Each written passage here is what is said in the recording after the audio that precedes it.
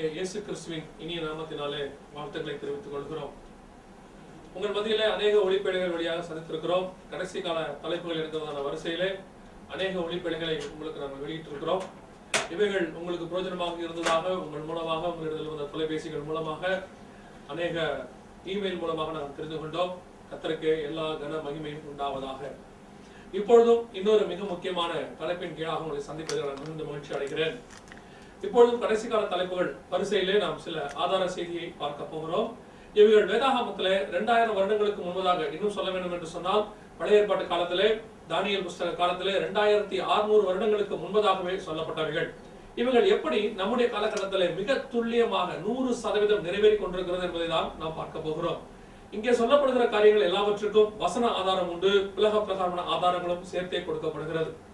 இவைகள் எல்லாவற்றையும் நாம் பார்க்கும் பொழுது நம்முடைய ஆண்டவர் இன்று நடக்கக்கூடிய சம்பவங்களை கூட 2000 வருடங்களுக்கு முன்பதாக, 3000 வருடங்களுக்கு முன்பதாக மிக துல்லியமாக தம்முடைய தாசர்கள் மூலமாக அறிவிக்க வல்லமுள்ளவராய் இருந்தார் என்பதை நம்மால் புரிந்து கொள்ள முடிகிறது. என்ன கேட்டால், நம்முடைய வேதாகமத்தை தவிர இத்தனை துல்லியமாக கடைசி கால அடையாளங்களையும் ஒவ்வொரு கால நிலைகளையும் மிக துல்லியமாக சொல்லிய தேவனும் இல்லை, வேதாகமும் இல்லை.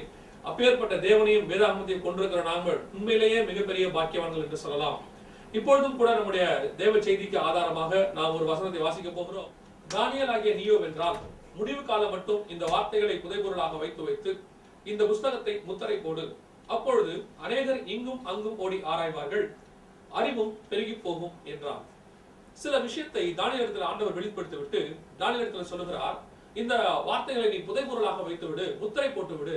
காரணம், கர்த்தர் அதற்கு அங்கேயே காரணத்தையும் சொல்லுகிறார். இவைகள் செல்வதற்கு காலமாகும், முடிவு காலமாகும், இன்னும் கொஞ்சம் நாட்கள் இருக்கிறது, நிறைவேற வேண்டிய காலம் இருக்கிறபடினாலே இவைகள் நீ முத்திரை போட்டு வைத்து விடு. இவைகள் சம்பவிக்கும் பொழுது அவைகள் வெளியரங்கமாக்கப்படும் என்று சொல்லுகிறார். ஆனால் இதே வசனத்தை ஏறக்குறைய 600 ஆண்டுகள் கழித்து, 680 ஆண்டுகள் கழித்து மீண்டுமாக யோவானுக்கு வெளிப்படுத்துகிறார். வெளிப்படுத்துற விசேஷம் 22வது அதிகாரம் 10வது வசனத்துல இதே வசனத்தை ஆண்டவர் சொல்லுகிறார், இந்த வசனத்தை நீ முத்திரை போட வேண்டாம் என்று கர்த்தர் சொல்லுகிறார். காரணத்தையும் கீழேயே கர்த்தர் சொல்லுகிறார், இவைகள் சீக்கிரமாய் சம்பவிக்க போகிறவாய் இருக்கிறபடினாலே, ரொம்ப சீக்கிரத்துல இதெல்லாம் நடக்க போது, அதனால இதை நீ முத்திரை போடாதுன்னு கர்த்தர் சொல்றார். அப்ப முத்திரை போடுவதற்கு ஒரு காலம் இருக்கிறது, ரொம்ப நாட்கள் ஆகும். முத்திரை போடாமல் இருப்பது ஒரு காலம் இருக்கிறது, வெகு சீக்கிரத்திலே சம்பவிக்க போகிறது.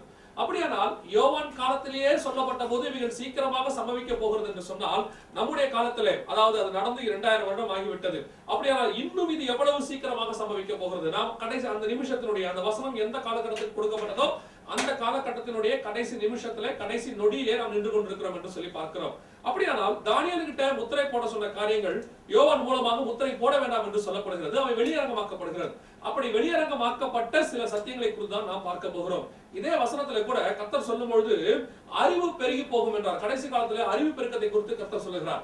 இந்த அறிவு பெருக்கத்தை குறித்து நீங்கள் பார்க்கும் பொழுது இந்த அறிவு பெருக்கம் இன்று நேற்று நடைபெறுகிற சம்பவம் அல்ல. அறிவு பெருக்கம் உண்மையிலேயே முதலாக எப்பொழுது ஏற்பட்டது என்று சொல்லி பார்ப்போம் என்று சொன்னால், வேதாகமத்தில் பார்க்கிறோம், பழத்தை சாப்பிட்ட உடனே கர்த்தருக்கு கீழ்ப்படியாமல் ஆதாமும் ஏவாளும் பழத்தை சாப்பிடுகிறார்கள். பழத்தை சாப்பிட்ட உடனேயே ஆதாமுடைய கண்ணு திறக்கப்பட்டதாக சொல்லப்படுகிறது. திறக்கப்பட்ட உடனே அவன் என்ன செய்கிறான்? தான் நிர்வாணி என்பதை அறிந்து தனக்கு ஒரு வஸ்திரம் தேவை என்று அவன் அப்பொழுதுதான் முதலாக சிந்திக்கிறான். தனக்கு ஒரு வஸ்திரம் தேவைப்படுகிறதை அவன் உணர்கிறான். உணர்ந்த உடனே ஒரு வஸ்திரத்தை செய்ய அவன் முற்படுகிறான். அத்தி இலைகளிலே தனக்கு ஒரு ஆடையை செய்து கொடுத்தான் என்று வேதவசனம் சொல்லுகிறது. அப்படியானால் இதுதான் என்னை பொறுத்த வரைக்கும் அறிவு பெருக்கத்தினுடைய ஃபர்ஸ்ட் ஸ்டேஜ். இதுதான் முதலாக அறிவு பெருக்கம் மனுஷனுக்குள்ளே வருகிறது. அப்படியானால் இந்த வசனத்தை கேட்கிற உங்களுக்கு தோன்றும், அறிவு பெருக்கம் நல்லதுதானே, பழத்தை சாப்பிட்டது நல்லதுதானே, அதனால தானே அறிவு பெருகியது என்று சொல்லி நீங்க நினைக்கலாம். ஆனால் இந்த அறிவு பெருக்கம் என்பது மாம்ச பிரகாரமாக, உலக பிரகாரமான அறிவு தான் அவனுக்கு அந்த இடத்துல ஆரம்பித்ததை ஒழிய, அன்றோடு கூட தேவனுடைய அறிவு, உலக அறிவுக்கு மேலாக தேவன் ஞானம் என்று ஒன்று இருந்தது. விண்ணகத்தின் அறிவு, அதாவது பரலோகத்தினுடைய அறிவு அவனுக்கு மூடப்பட்டு விட்டது. அந்த பரலோகத்தின் அறிவு மூடப்பட்டு அன்றையிலிருந்து அந்த நிறைவான அறிவு மறைக்கப்பட்டு குறைவான உலக அறிவு அவனுக்கு வெளிப்பட தொடங்குகிறது. இன்னைய வரைக்கும் பாருங்கள், அந்த அறிவு குறைவுள்ளதாக தான் இருக்கிறது. ஒரு உதாரணத்துக்கு சொல்ல வேண்டும் என்று சொன்னால், மனுஷன் ஆயிரக்கணக்கான வஸ்திரங்களை செய்கிறான், விதவிதமான நிறங்களிலே, எத்தனையோ விதமான வடிவங்களில் அதை செய்கிறான். ஆனாலும் அவனுக்கு அது பூரணப்பட்டதாக தெரியவில்லை. இன்று ஒரு வஸ்திரத்தை வாங்குகிறான், வாங்கிவிட்டு இன்னும் கொஞ்ச நாள் போய் அது பழகாகி விடுகிறது, அதை விட தி பெஸ்ட் ஒன்று தேடுகிறான். அதே போல செல்போனை பார்க்கிறோம், ஒரு செல்போனை வாங்குகிறான், கொஞ்ச நாள்ல அவனுக்கு அதை போர் அடித்து விடுகிறது, அதை விட தி பெஸ்ட் கிடைக்குமா என்று யோசிக்கிறான். மனுஷன் கண்டுபிடித்த கண்டுபிடிப்புகள் எல்லாமே ஒரு முடிவுக்கே வரவில்லை. அதை விட இந்த பெஸ்ட் ஒன்று இருக்கிறது என்ற நிலையிலே அவன் இருக்கிறான். இன்னும் கண்டுபிடித்துக் கொண்டே இருக்கிறான். இதுதான் அறிவு பெருக்கம். அறிவு பெருகிக் கொண்டே இருக்கிறது. அந்த அறிவு பெருக்கத்துக்கு முற்றுப்புள்ளி வரவில்லை. ஆனால் கர்த்தரை பாருங்கள், 6 நாளிலே எல்லாவற்றையும் படைத்தார். அதுக்கப்புறம் கர்த்தர் படைக்கிறதுக்கு ஒன்றுமே இல்லை என்று முடித்து விட்டார். இன்றை வரைக்கும் கர்த்தர் படைத்ததுக்கு தி பெஸ்ட் அப்படின்னு ஒன்று மனுஷன் உண்டாக்கப்படவே இல்லை. கொஞ்சம் யோசித்து பாருங்கள். கர்த்தர் உண்டாக்கின மரத்தை விட தி பெஸ்ட் மரத்தை மனுஷன் உண்டாக்க முடியுமா? கர்த்தர் உண்டாக்கின மனுஷனை விட, மனுஷனுடைய அங்கத்தை விட தி பெஸ்ட் மனுஷனை உண்டாக்க முடியுமா? முடியாது. சோ கர்த்தர் தேவ ஞானத்தோடு கூட உண்டாக்குறது எல்லாமே முடிவடைந்து விட்டது, தி பெஸ்ட். ஆனால் மனுஷன் உண்டாக்குறது எல்லாமே குறைவுள்ளது. அன்னைக்கு ஆதாம் டிரெஸ் செய்ய ஆரம்பித்தான். இன்று வரைக்கும் டிரெஸ் செய்யப்பட்டு கொண்டே இருக்கிறது. ஆனாலும் முடிவு வரவே இல்லை. வேதம் சொல்லுகிறது, கடைசி காலத்திலே அறிவு பெருகி போகும். இந்த அறிவு பெருக்கம் ஒரு ஆதாமுடைய காலத்துல இருந்து நீங்க பாப்பீங்கன்னா கிராஜுவலா இன்க்ரீஸ் ஆகிக்கொண்டே வந்தது. ஆனால் என்னைக்கு தாமஸ் ஆல்வா எடிசன் இந்த எலக்ட்ரிக் பவர், அதாவது மின்சார சக்தி என்ற ஒன்றை கண்டுபிடித்தாரோ, அன்றையிலிருந்து இந்த அறிவு பெருக்கத்தினுடைய உச்சம் ஆரம்பித்து விட்டது. தமிழ்ல சொல்வார்கள் அசுர சக்தி என்று சொல்ற, அசுர வேகம் என்று சொல்ற, அந்த அளவுக்கு வேகமாக அறிவு பெருக்கம் போகிறது. இந்த எலக்ட்ரிக் பவர் கண்டுபிடிக்கிற வரைக்கும் இவனுடைய அறிவு பெருக்கத்தினுடைய வளர்ச்சி கிராஜுவலாக தான் இன்க்ரீஸ் ஆகிக்கொண்டே இருந்தது. ஆனால் எப்பொழுது இவன் இந்த அறிவு பெருக்கத்தினுடைய உச்சமாக எலக்ட்ரிக் பவரை அவன் கண்டுபிடித்தானோ, அன்றையிலிருந்து அந்த அறிவு பெருக்கம் உச்சத்துக்கு போய்விட்டது. ஒரு காலத்திலே நாம் நிலாவை காட்டி சோறுட்டி கொண்டிருந்தோம். இன்னைக்கு நிலாவிலிருந்து சாப்பிடக்கூடிய அளவுக்கு நம்முடைய அறிவு பெருக்கம். அதாவது எதுக்கு சொல்கிறேன், மனுஷனுடைய அறிவு பெருக்கம் விண்ணிலே நிலவு வரைக்கும் தாண்டி அதற்கு பிறகு உள்ள கிரகங்களுக்கு போகிறார். தாழ்விடங்களிலே சமுத்திரத்தின் ஆழத்தை தேடி பார்க்க வேண்டும் என்று சொல்லி பார்க்கிறார். இன்னும் பூமியின் கடையாந்திரம் எல்லா இடத்துக்கும் போய் பார்க்கிறார். அதான் இந்த இடத்துல வேதவசனம் சொல்கிறது, இங்கும் அங்கும் ஓடி ஆராய்வார்கள். ஆராய்ச்சி பெருகி கொண்டே இருக்கிறது.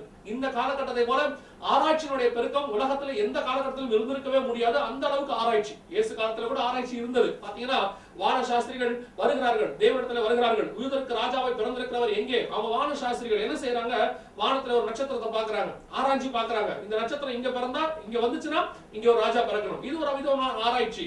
அவர்கள் ஆராய்ச்சியின் முடிவில் எருசலேமுக்கு வருகிறார்கள். இதுவும் இங்கும் அங்கும் ஓடி ஆராய்கிறதான ஒரு குணாதிசயம் தான். ஆனால் இன்றைய போல இங்கும் அங்கும் ஓடி ஆராய்கிற தன்மை உலகத்துல எந்த காலத்திலும் காணப்படவே இல்லை. அவ்வளவு ஆராய்ச்சி பெருகி போய் இருக்கிறது. ஆனால் வேதவசனம் சொல்கிறது, கடைசி காலத்திற்கென்று சில அறிவு பெருக்கத்தை கர்த்தர் வைத்திருக்கிறார். இந்த கடைசி காலத்துடைய அறிவு பெருக்கத்தை குறித்து பார்க்கும் பொழுது இவைகளை முத்திரை போட சொல்லி தானியேல் சொல்லிட்டாரு. ஆனால் இதனுடைய வெளிப்பாடுகளை வெளிப்படுத்தின விசேஷத்திலே கர்த்தர் கொடுத்திருக்கிறார். அங்கே சொல்றாரு, இதை முத்திரை நீ போடாதுன்னு. இப்ப வெளிப்படுத்தின விசேஷத்துல கடைசி காலத்துக்குரிய அறிவு பெருக்கம் என்னென்ன கொடுக்கப்பட்டிருக்கிறது, எப்படி கொடுக்கப்பட்டிருக்கிறது, இவைகள் எந்த காலத்துக்குரியது, இவை எல்லாவற்றையும் நாம் இப்பொழுது பார்க்க போகிறோம். இப்பொழுது நாம் பார்க்க போகிற முதலாவது அறிவு பெருக்கத்தினுடைய கடைசி காலத்தினுடைய அடையாளம், கடைசி கால அடையாளம் நாம் முதலாவதாக பார்க்க போகிறோம். வெளிப்படுத்தின விசேஷம் 9வது அதிகாரம் 6வது வசனம். அந்நாட்களில் மனுஷர்கள் சாவை தேடியும் அதை காணாதிருப்பார்கள், சாக வேண்டும் என்று ஆசைப்படுவார்கள், சாவோ அவர்களுக்கு விலகி ஓடி போகும் என்றான். வேதம் சொல்கிறது, ஒரு காலத்திலே மனுஷர்கள் சாவை தேடியும் காணாதிருப்பார்கள், சாக வேண்டும் என்று ஆசைப்படுவார்கள் என்று சொல்லப்பட்டிருக்கிறது. இந்த வசனம் கொஞ்சம் வினோதமான ஒரு வசனம். கொஞ்சம் யோசிச்சு பாருங்க. மனுஷர்கள் எந்த காலத்திலாவது சாக வேண்டும் என்று ஆசைப்படுவார்களா? முதலாவது அந்த கேள்விக்கு நாம் பதிலை பார்த்தோம் என்றால் இல்லை என்றுதான் சொல்ல வேண்டும். சாவை தேடுகிற ஆசை எந்த காலத்திலும் மனுஷனுக்கு வராது. வசனம் என்ன சொல்லுது, சாக வேண்டும் என்று ஆசைப்படுவார்கள். சிலர் வியாதியஸ்தராக இருப்பார்கள், படுக்கையில இருப்பார்கள். அவர்கள் படுக்கையில படுத்திருக்கும் பொழுது இப்படி இருக்கிறதுக்கு செத்தாலும் பரவாயில்லையே அப்படின்னு சொல்லிதான் யோசிப்பாங்க.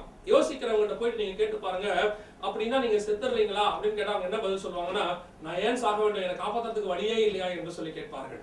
இன்னைக்கு நிறைய பேர் வீடுகளை சொல்லும் போது, நான் இங்க இருக்கிறதுக்கு செத்து தொலைச்சாலே பரவாயில்ல அப்படின்னு சொல்லுவார்கள். இப்படிப்பட்டவர்களை அழைத்து கொண்டு சரி வாங்க சாக போகலாம் என்று வருவார்களா? வரமாட்டார்கள். சாகிற ஆசை யாருக்கும் வராது, எந்த காலத்திலும் வராது. 80-90 வயசு ஆனாலும் இன்னும் கொஞ்ச நாள் இருக்க வேண்டும் என்கிற ஆசை தான் மனுஷனுக்கு இருக்கும். காரணம் இந்த உயிர் ஆசை.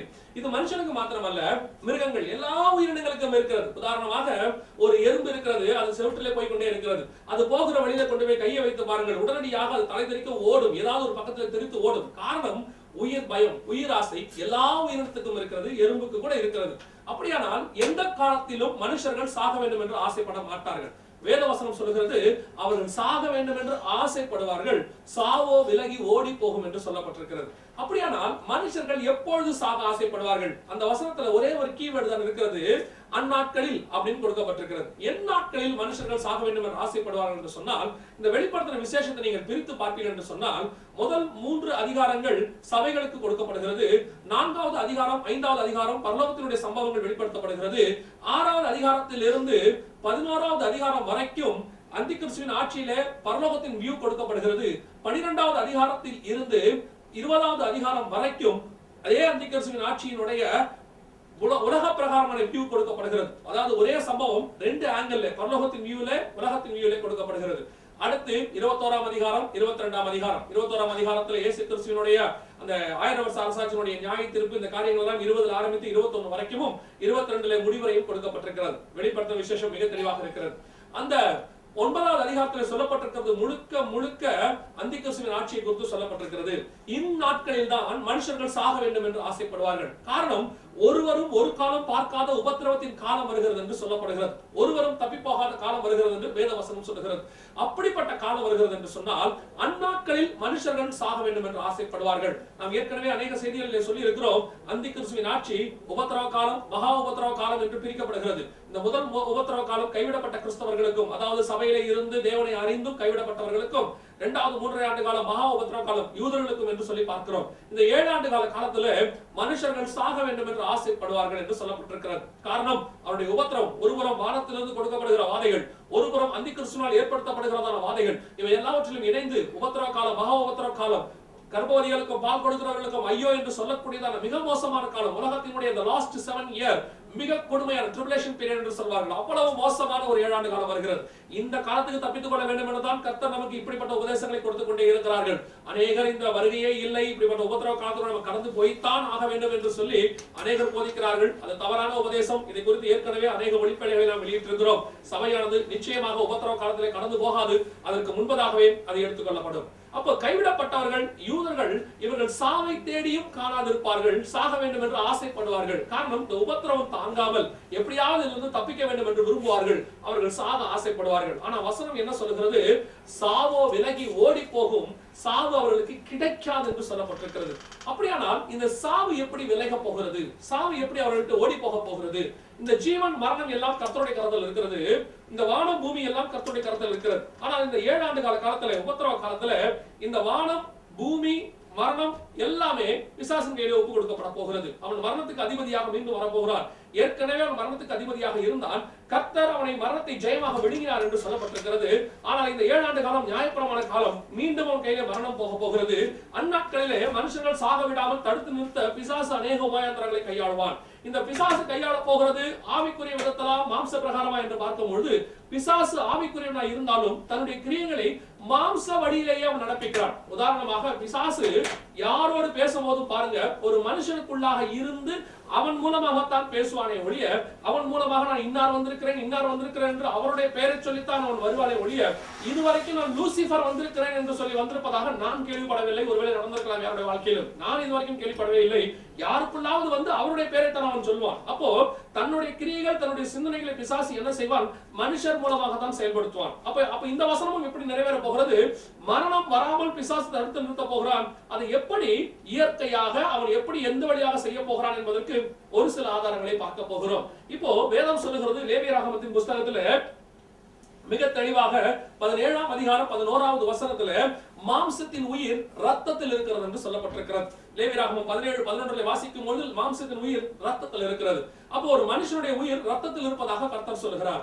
இந்த வசனத்தை கர்த்தர் சொன்னது ஏறக்குறைய இன்னையிலிருந்து 4000 வருடங்களுக்கு முற்பட்ட காலத்துல, அதாவது வனாந்தரத்திலே இஸ்ரவேல் ஜனங்கள் சுத்தி கொண்டிருக்கும் பொழுது மோசேக்கு கர்த்தர் இதை சொல்லுகிறார், ஒரு மனுஷனுடைய மாம்சத்தின் உயிர் ரத்தத்தில் இருப்பதாக. இன்னைக்கு நாம மெடிக்கல் ரீதியாக கண்டுபிடிச்சிருக்கிறோம், பிளட்ல பல குரூப் இருக்கிறது. ஏ பாசிட்டிவ் இருக்கு, ஏ பி பாசிட்டிவ் இருக்கு, ஏ பி பாசிட்டிவ் இருக்கு, நெகட்டிவ் இருக்கு, ஓ பாசிட்டிவ், ஓ நெகட்டிவ், இவ்வளவு நம்ம சொல்றோம். அதே மாதிரி இந்த பிளட்டுக்குள்ளேயே நிறைய கார்பசல்ஸ் சொல்வாங்க. White blood corps, WBC, RBC என்று சொல்வார்கள். அதாவது வெள்ளை அணுக்கள், சிவப்பு அணுக்கள், அதுக்குள்ள நிறைய காரியங்களை சொல்லுகிறார்கள். இப்படி ரத்தத்துல இவ்வளவு காரியங்கள் இருப்பதை நம்ம குறிப்பிட்ட சில 100 ஆண்டுகளுக்கு, 200 ஆண்டுகளுக்கு, 300 ஆண்டுகளுக்கு முன்பதாக தான் கண்டுபிடித்திருப்போம். ஆனால் 4000 ஆண்டுகளுக்கு முன்பதாக கர்த்தர் சொல்கிறார், ஒரு மாம்சத்தின் உயிர் ரத்தத்தில் இருக்கிறதா. அப்போ இந்த உயிரை கொடுக்கக்கூடிய, இன்னைக்கு கூட பாருங்க உயிரணுக்கள் அப்படின்னு சொல்றோம். இந்த உயிரணுக்கள் ஒரு மனுஷனுக்குள்ளாக இன்னொரு ஸ்திரீக்குள்ளே போய் ஒரு குழந்தையை உருவாக்குறது. இந்த உயிர் அணுக்கள் ரத்தத்தின் வழியாகத்தான் போகிறது என்று சொல்லி நாம் பார்த்திருக்கிறோம். ரத்தத்துக்குள்ளே தான் உயிரணுக்கள் இருக்கிறது. அப்படியானால் ஒரு மனுஷனுடைய மாம்சத்துக்குள்ளே உயிரை கொடுக்கக்கூடிய ரத்தம் இதுவரைக்கும் உலகத்துல எல்லாத்துக்கும் ஆல்டர்னேட் இருந்துச்சு. அதாவது 2 கிட்னி இருந்தா ஒரு கிட்னி எடுத்து இன்னொருத்தருக்கு கொடுக்க முடியும். 2 கண் இருந்துச்சு, ஒரு கண்ணுல பார்வையோடு வாழ முடியும், அல்லது ஒருத்தர்கிட்ட இன்னொரு கண் எடுத்து வச்சு கொள்ள முடியும். இப்படி ஆர்டிபிஷியல் லிம்ஸ் இப்படி நிறைய நம்ம கண்டுபிடிச்சோம். ஆனா இந்த காலகட்டத்தை பாருங்க, வித்தியாசமாக முதல் முறையாக என்று கூட நாம் சொல்லலாம், முதல் முறையாக ஆர்டிபிஷியல் பிளட் என்று சொல்லி ஒன்று கண்டுபிடித்திருக்கிறார்கள். செயற்கை ரத்தம். நீங்கள் பார்க்கிறது செயற்கை ரத்தம். இது செயற்கை ரத்தம் என்றால் எப்படி உருவாக்குறார்கள் என்று சொல்லி பார்க்கும்பொழுது சிலிக்கான் அப்படின்னு சொல்லுவாங்க. சிலிக்கான்னா ஒண்ணு இல்ல, நம்ம மண் இருக்கு இல்லையா, சாதாரண மண், இந்த மண்ணை கெமிக்கலைஸ்ட், அதை மாற்றும் பொழுது சிலிக்கானாக மாறுகிறது. அந்த சிலிக்கான், அது இந்த சிலிக்கானை பவுடர் ஆக்கி அதை ஆர்டிபிஷியல் பிளட் ஆக, அல்லது சில கெமிக்கல் ரீதியாக சில விஞ்ஞானபூர்வமான சில காரியங்களை கலந்து உயிரணுக்களை இப்பொழுது உருவாக்கி இருக்கிறார்கள். என்ன ஆச்சரியம் என்று சொன்னால், இந்த செயற்கை ரத்தம் பல ஆண்டுகளாக முயற்சியில் இருக்கிறது. ஆனால் இத்தனை நூற்றாண்டு காலமாக அதற்குள் செயற்கை உயிரணுக்களை உருவாக்க முடியாமல் இருந்தது. இப்பொழுது ஆர்டிபிஷியல் பிளட் என்று சொல்லக்கூடியதான இந்த செயற்கை ரத்தம் உருவாக்கப்பட்டு இதற்குள்ளே உயிரணுக்கள் உருவாக்கப்பட்டிருக்கிறது. அதுக்குள்ளே உயிர் அணுக்கள் இருக்கிறது. உதாரணமாக நம்முடைய பிளட்ல 2 பிரிவு இருக்கு, WBC, RBC என்று சொல்வார்கள், வெள்ளை அணுக்கள், சிவப்பு அணுக்கள். இந்த வெள்ளை அணுக்கள் தான் நமக்குள்ளே இருக்கக்கூடியதான போர்ப்படை தளபதிகள் மாதிரி. அதாவது நமக்குள்ள எந்த கிருமிகள் வந்தாலும் கூட இந்த வெள்ளை அணுக்கள் எதிர்த்து நிற்கும். இதுதான் உள்ள கிருமி வராமல் எதிர்த்து நிற்கும். அது மாத்திரமல்ல, அந்த கிருமி என்ன கிருமி என்பதை நமக்கு உடம்பை சூடாக்குறது மூலம், நம்ம ஜுரம் வருது நம்ம சொல்றோம் இல்லையா, மலேரியாவுக்கு ஒரு ஜுரம் வரும், டைபாய்டுக்கு ஒரு மாதிரி ஜுரம் வரும், மஞ்சக்காமலைக்கு ஒரு மாதிரி ஜுரம் வரும். இந்த ஜுரத்தெல்லாம் அது வித்தியாசமாக உடம்பு சூடாகும். மலேரியாவுக்கு தூக்கி போடும் இப்படி சொல்லுவாங்க, நீங்க கேள்விப்பட்டிருப்பீங்க. இது காரணம் உள்ளுக்குள்ள இருக்கிற வெள்ளை அணுக்கள். இந்த வெள்ளை அணுக்கள் தான் நமக்குள்ள இருக்கிற போர்ப்படை தளபதிகள் மாதிரி. உள்ளே வரக்கூடிய கிருமிகள் எல்லாவற்றையும் கண்டுபிடித்து இன்ன கிருமி உள்ளே இருக்கிறது என்பதை நமக்கு ஜுரத்தின் மூலமாக தெரியப்படுத்துகிறது. வித்தியாசமாக அது ஒவ்வொரு சிம்டம், ஒவ்வொரு கிருமிக்கும் ஒவ்வொரு ஜுரத்தை, நமக்கு ஒரு டைப்பான ஜுரத்தை காட்டி நமக்கு தெரியப்படுத்துகிறது இன்ன கிருமி உள்ள வந்திருக்கிறது என்று சொல்லி. அப்புறம் நம்ம இந்த பிளட் டெஸ்ட் மூலமாக அதை கண்டுபிடிக்கிறோம். அப்ப இந்த வெள்ளை அணுக்கள் மூலமாக தான் அதை நம்ம என்ன செய்கிறோம், கண்டுபிடிக்கிறோம். அப்போ இது வெள்ளை அணுக்களுடைய வேலை. சிவப்பு அணுக்கள் நாம் சுவாசிக்கிறோம். நம்முடைய சுவாசம் இந்த ஆக்சிஜன் என்று சொல்லுகிறோம். இது நம்முடைய ரத்தத்தின் மூலமாக உடலில் கடைசி பகுதி வரைக்கும், அதாவது உச்சம் தலை முதல் உள்ளங்கால் வரைக்கும் போயிட்டு பிளட்ல டிராவல், இந்த ஆக்சிஜன் பண்றதுக்கு காரணமே இந்த RBC. இரண்டாவது நம்முடைய நிறம், சிவப்பு, கருப்பு, மாநிறமா இருக்கிறாரு, செக்கச்செவேன்னு இருக்கிறாரு, இந்த கலர்லாம் இருக்கிறது அல்லவா, இதெல்லாம் கலருக்கு காரணம் இந்த RBC. இப்படி இந்த ரத்தத்துக்குள்ளே தான் இவ்வளவு காரியங்கள் இருக்கிறது. ஆனால் இப்பொழுது ஆர்டிபிஷியல் பிளட் கண்டுபிடித்து முதலாக ரெட் பிளட் கார்பஸஸ் கண்டுபிடிச்சாங்க. இப்போ ஒயிட் பிளட் கார்பஸஸ் கண்டுபிடிச்சு இப்பொழுது ஒரு மனுஷனை காப்பாற்றக்கூடிய அளவுக்கு தேவையானதான உயிரணுக்களை உடையதான செயற்கை ரத்தம் கண்டுபிடிக்கப்பட்டிருக்கிறது. இதை என்ன செய்யலாம், ஒரு பாக்கெட்ல இந்த சிலிக்கானை பவுடர் மாதிரி செஞ்சு வைத்திருப்பார்கள். தேவைப்படும் போது பியூரிஃபைடு வாட்டர், அதாவது சுத்திகரிக்கப்பட்ட தண்ணீரிலே அதை கலக்கி நமக்கு தேவையான அளவுக்கு ஏற்றுக்கொள்ள முடியும். யார் வேணாலும் ஏற்றிக்கொள்ளலாம். ஒருவேளை உங்களுக்கு ஒரு சந்தேகம் வரும், நம்ம இந்த குரூப் இருக்கு, A positive, B positive, A negative, B negative, AB positive, AB negative, O positive, O negative என்று சொல்லி நமக்குள்ளே நிறைய குரூப் இருக்கிறது. அப்படியானால் இது என்ன பிரிவை சார்ந்தது என்று சொல்லி பார்க்கும் பொழுது நமக்கு நம்ம எல்லாருக்கும் தெரிந்திருக்கிறபடி O பாசிட்டிவ் என்ற ஒரு குரூப் இருக்கிறது. இது இதுக்கு இன்னொரு பெயர் இருக்குது, காமன் டோனர் என்று சொல்வார்கள். அவசரத்துக்கு எல்லா மனுஷனுக்கும் அதை ஏற்ற முடியும். இதை எல்லா மனுஷனுக்கும் நீங்க ஏத்திக்கிட்டீங்கன்னா அவசரத்துக்கு அந்த மனுஷனுக்கு ஒன்றும் செய்யாது. இது காமன் டோனர் என்று சொல்வார்கள். அதே மாதிரி இப்பொழுது கண்டுபிடிக்கிற இந்த செயற்கை ரத்தம் காமன் டோனர், யாருக்கு வேணாலும் ஏத்தலாம். இன்னாருக்கு தான் ஏத்தக்கூடாது, இன்னாருக்கு ஏத்தணும் அப்படிங்கறதே கிடையாது. காமன் டோனர், யாருக்கு வேணாலும் இந்த பிளட்டை ஏற்றுக்கொள்ள முடியும். அப்படி ஒரு செயற்கை ரத்தத்தை இப்பொழுது கண்டுபிடித்திருக்கிறார்கள். அதாவது மாம்சத்தின் உயிர் ரத்தத்தில் இருக்கிறது. இந்த உயிரை உருவாக்கக்கூடிய ரத்தம் கண்டுபிடிக்கப்பட்டிருக்கிறது. ஒரு விதத்துல உங்கள் உயிர் போகாமல் தடுத்து நிறுத்தக்கூடிய, அதாவது சாவை தடுத்து நிறுத்தக்கூடிய ரத்தம் இப்பொழுது கண்டுபிடிக்கப்பட்டிருக்கிறது. இதான் வேதவசனம் சொல்லுகிறது. கடைசி காலத்திலே சாக விடாமல் செய்வார்கள். சாவு அவர்களுக்கு விலகி ஓடி போகும். சாக வேண்டும் என்று ஆசைப்படுவார்கள்.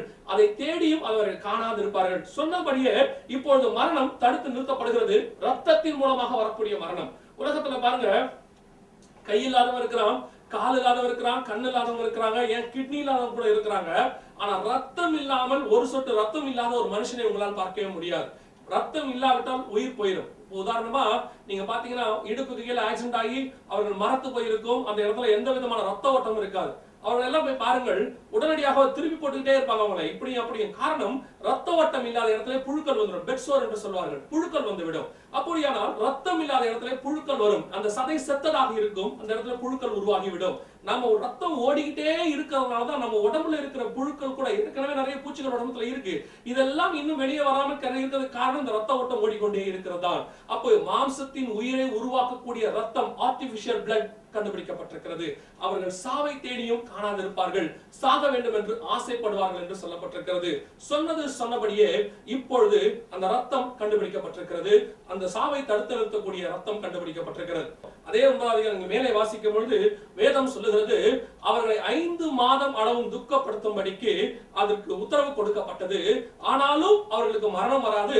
அவர்களை அது உபத்திரவதான் படுத்தும், ஆனாலும் அவர்களுக்கு மரணம் வராது என்று சொல்லப்பட்டிருக்கிறது. அப்படியானால் உபத்திரவப்படுத்தும் மரணம் வராது. இது எப்படி நடக்க போகிறது? இந்த வசனம் எப்படி நிறைவேற போகிறது? ஒரு மனுஷனை உபத்திரவப்படுத்துவார்கள், ஆனால் மரணம் வராமல் தடுத்து நிறுத்துவார்கள். எப்படி இந்த வசனம் நிறைவேற போகிறது என்று சொல்லி பார்க்கும் பொழுது 9வது அதிகாரத்திலேயே 3வது வசனத்துல இன்னொரு காரியம் கொடுக்கப்பட்டிருக்கிறது. அதை பார்த்து விட்டால் இது நமக்கு வெகு எளிதாக புரிந்துவிடும்.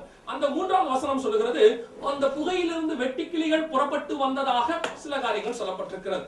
அநேகர் இதை பார்க்கும்போது இத்தனை நாட்களாக அந்த வெட்டுக்கிளிகளாகவே நினைத்துக் கொண்டிருந்தார்கள். அதாவது அது வெட்டுக்கிளி ஒரு வித்தியாசமான உருவத்தோடு வெட்டுக்கிளி வரப்போகிறது என்று சொல்லி அநேகர் நினைத்திருந்தார்கள். ஒரு சில இடத்துல விதமாகவும் கேட்டார்கள். அந்த வெட்டிகளுடைய உருவத்தை 7ஆம் வசனத்திலிருந்து 9ஆம் வசனம் வரைக்கும் யோவானுக்கு வெளிப்படுத்தப்படுகிறது. அந்த வெட்டிகளின் உருவம் அங்கே சொல்லப்பட்டிருக்கிறது. கவனியுங்கள், அந்த வெட்டிகளின் உருவம் யுத்தத்துக்கு ஆயத்தம் பண்ணப்பட்ட குதிரைகளுக்கு ஒப்பாய் இருந்தது. அவைகளுடைய தலைகளின் மேல் பொன்மயமான கிரீடம் போன்றவைகள் இருந்தன. அவைகளின் முகங்கள் மனுஷனுடைய முகங்கள் போல் இருந்தன. அவைகளுடைய கூந்தல் ஸ்திரீகளுடைய கூந்தல் போல் இருந்தது. அவைகளுடைய பற்கள் சிங்கங்களின் பற்கள் போல் இருந்தன. இரும்பு கவசங்களைப் போல மார்க்கவசங்கள் அவைகளுக்கு இருந்தன. அவர்களுடைய சிறகுகளின் இரைச்சல் யுத்தத்துக்கு ஓடுகிற அநேக குதிரைகளின் பூண்ட ரதங்களின் இரைச்சலுக்கு ஒப்பாயிருந்தது. இந்த வெட்டுக்கிளிகளுடைய உருவத்தை பார்க்கும் பொழுது, இந்த வெட்டிகளை அவர்கள் பார்க்கும் பொழுது அநேகர் விதமாய் சொன்னார்கள், கடைசி காலத்துல வித்தியாசமான உருவத்தோடு கூட ஒரு வெட்டிக்கிளி புறப்பட்டு வரப்போகிறது என்று சொன்னார்கள். அப்படியானால் இவைகளுடைய ரூபம் வித்தியாசமாக காணப்படுகிறது. இவைகளுடைய ரூபத்தை நன்றாய் கவனியுங்கள். யோவான் அங்கே ஒரு காரியத்தை ஒவ்வொன்றோடு கூட சேர்த்துக் கொள்கிறார். அந்த வெட்டிகளின் உருவம் யுத்தத்துக்கு ஆயத்தம் பண்ணப்பட்ட குதிரைகளுக்கு ஒப்பாக இருந்தது. அந்த வார்த்தை ரொம்ப முக்கியம், ஒப்பாக இருந்தது. அடுத்து தலைகளின் மேல் பொன்மயமான கிரீடம் போன்றவைகள் இருந்தன. மனுஷனுடைய முகங்கள் போல் இருந்தன. கம்பேர் பண்றார். அதாவது யோவான் ஏதோ ஒரு உருவத்தை பார்க்கிறார். நல்லா கவனிங்க. அது பார்க்கிறதுக்கு வெட்டுக்கிளி மாதிரியே இருக்கு. அது வெட்டுக்கிளி மாதிரி பறந்து வருது. பச்சை கலர்ல வெட்டுக்கிளி மாதிரி பறந்து வருது. ஆனா அது வெட்டுக்கிளி இல்ல. அது வெட்டுக்கிளியா இருந்தா வெட்டுக்கிளி மட்டும்தான் அவர் சொல்லியிருப்பாரு. ஆனா அது வேற ஏதோ ஒரு உருவம். அதோட முகம் எப்படி இருக்கு? மனுஷ முகம் மாதிரி இருக்கு. மனுஷ முகம் இல்ல. நல்லா கவனிங்க. மனுஷ முகம் இல்ல, ஆனா மனுஷ முகம் மாதிரி இருக்குது. அதோட தலைகளின் மேல பொன்மயமான கிரீடம் போன்றவைகள். கிரீடம் மாதிரி இருக்கு, ஆனா கிரீடம் கிடையாது. அடுத்து சிங்கத்தை போல பற்கள் இருக்கு, ஆனா சிங்கம் கிடையாது. சிங்கத்தின் பற்கள் கிடையாது. அது மாதிரி ஏதோ இருக்கு. தலையில ஸ்திரீகளுடைய கூந்தல் மாதிரி ஏதோ பறக்குது, ஆனா ஸ்திரீகளுடைய கூந்தல் கிடையாது. இரும்பு கவசங்களை போல கவசங்கள் அவைகளுக்கு இருந்தன. சிறகுகளின் இரைச்சல் யுத்தத்துக்கு ஓடுற அநேக குதிரைகள் போன்ற ரதங்களின் இரைச்சலுக்கு ஒப்பாக இருந்தது. அப்படின்னா ஏதோ ஒண்ணு யோவான் பார்க்கிறார். இந்த உருவத்தை தீர்க்க தரிசனமா அவர் பார்க்கிறார். பார்த்த பிறகு இது வெட்டுக்கிளி இல்ல, வெட்டுக்கிளி மாதிரி இருக்கு. அதோட உருவம் ஒன்னொன்னு வித்தியாசமா இருக்குது. ஒருவேளை இது என்னவா இருக்கும்? இந்த விஷயத்தை ஆவியானவர் யோவானுக்கு காட்டிட்டு அவருடைய பேரை சொல்லாதபடிக்கு அதை மட்டும்தான் காட்டுறார். இப்போ யோவான் அதை பார்க்கிறார். பார்த்த உடனே இந்த காரியத்தை அவர் எழுதுகிறார். எழுதும் போது அவருடைய நோக்கம் என்னன்னா, இதோட பேர் எனக்கு தெரியல, ஆனா இதை படிக்கிறவங்களுக்கு இதை எப்படியாவது புரிய வைக்கணும். இப்போ உதாரணமாக நம்ம வீட்டுல ஒருத்தர் ஒரு உறவினர் ஒருவர் அல்லது நண்பர் ஒருவர் வந்திருக்கிறார். அவரு உங்க கணவர் இல்லாத போது அல்லது மனைவி இல்லாத போது வந்துவிட்டு அவர் வந்தா சொல்லுங்க அப்படின்னு சொல்லிட்டு போயிட்டார். பேர் சொல்லாமல் போய்விட்டார். நீங்கள் என்ன செய்வீர்கள்? சம்பந்தப்பட்ட கணவர் அல்லது மனைவி வரும் பொழுது உன்னை தேடி ஒருத்தர் வந்தாங்க, உங்களை தேடி ஒருத்தர் வந்தாங்க. உடனே அவர் அடுத்த கேள்வி கேட்பாரு, அப்படியா, யாரு, என்ன பேர் சொன்னாங்களா? பேர் சொல்லல.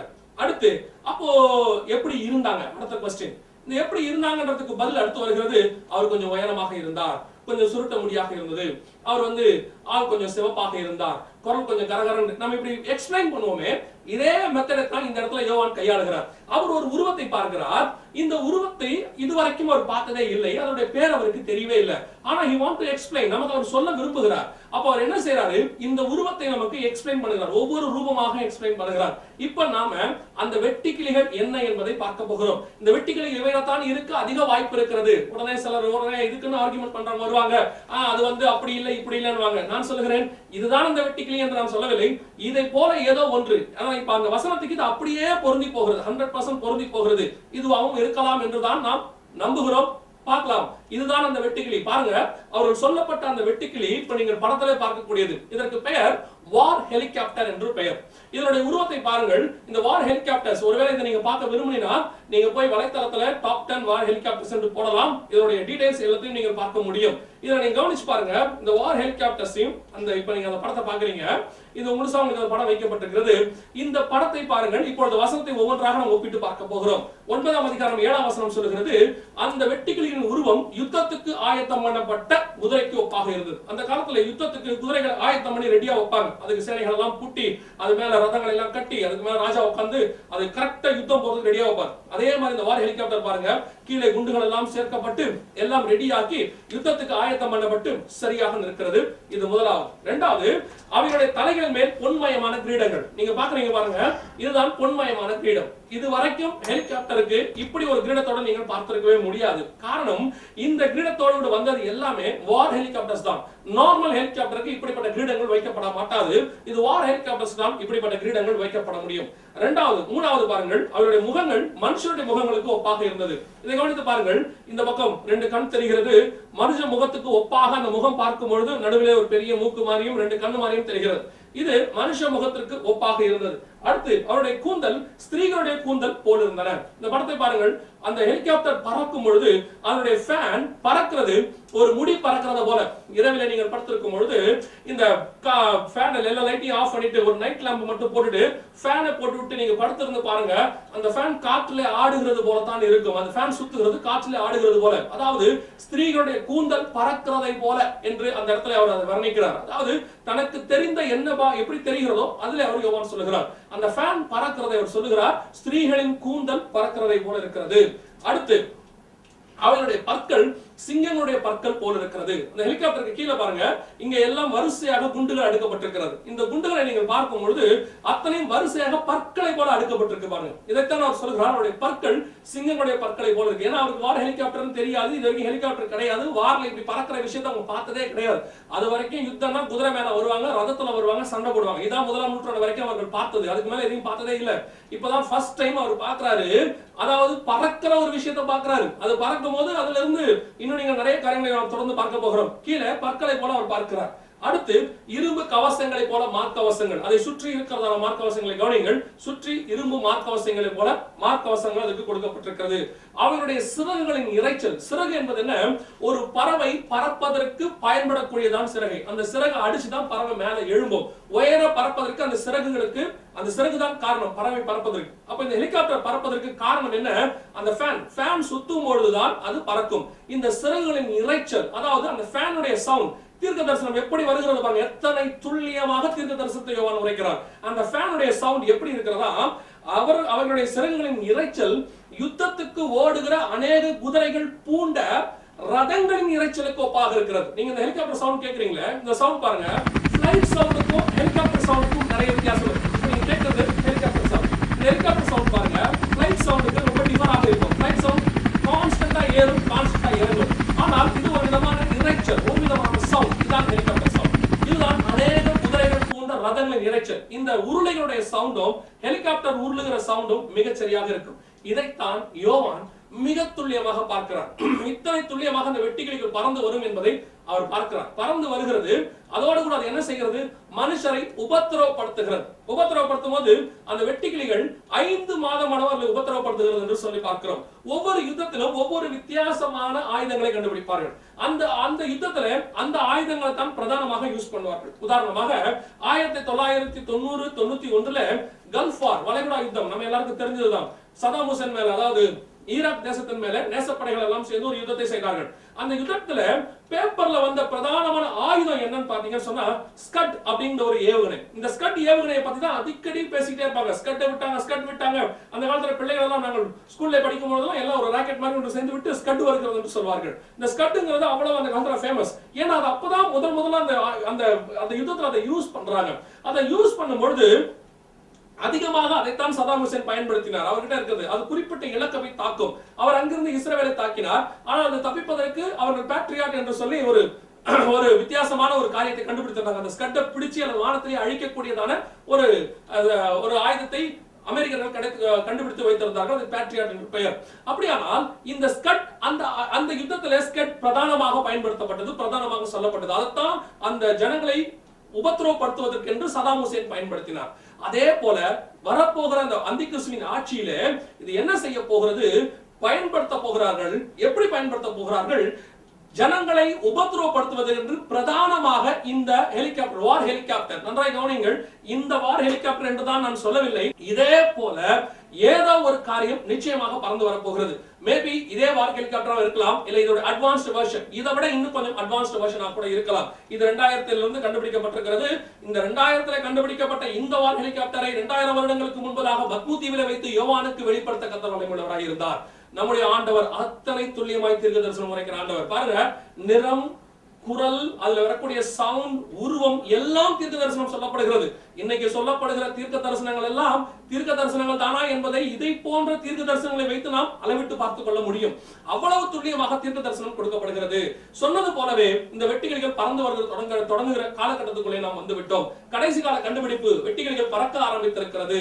இந்த வெட்டுக்கிளிகளை போல இதோட அட்வான்ஸ் டெக்னாலஜி உள்ளதான வார் ஹெலிகாப்டர்ஸும் கண்டுபிடிக்கப்படலாம். அப்போ இந்த வார் ஹெலிகாப்டர்ஸை அவர்கள் என்ன செய்ய போகிறார்கள்?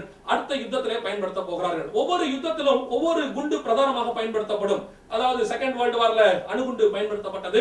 இப்போது சமீபத்தில் இஸ்ரேல் ஹிஸ்புல்லா தீவிரவாதிகள் யுத்தத்தில் பிராஸ்பரஸ் குண்டு அதிகமாக பயன்படுத்தப்பட்டது.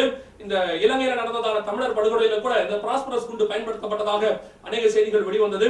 இப்படி ஒவ்வொரு யுத்தத்திலும் ஒவ்வொரு குண்டு பிரதானமாக பயன்படுத்தப்படும். அப்படி இந்த யுத்தத்தில் இந்த ஆயுதத்தை, அதாவது இந்த வெட்டுக்கிளியை பிரதானமாக அவர்கள் பயன்படுத்த போகிறார்கள். இதுல என்ன சொல்லப்படுகிறது? 5 மாதம் அளவும் உபத்திரவப்படுத்தும், இப்பதான் சாவை தேடியும் காணாதிருப்பார்கள். ஏதோ ஒரு ஆயுதம் பயன்படுத்தப்பட போகிறது. 5 மாதம் யுத்தம் அங்கே வருப்போ 5 மாதம் அவர்களை உபத்திரவப்படுத்த போகிறது.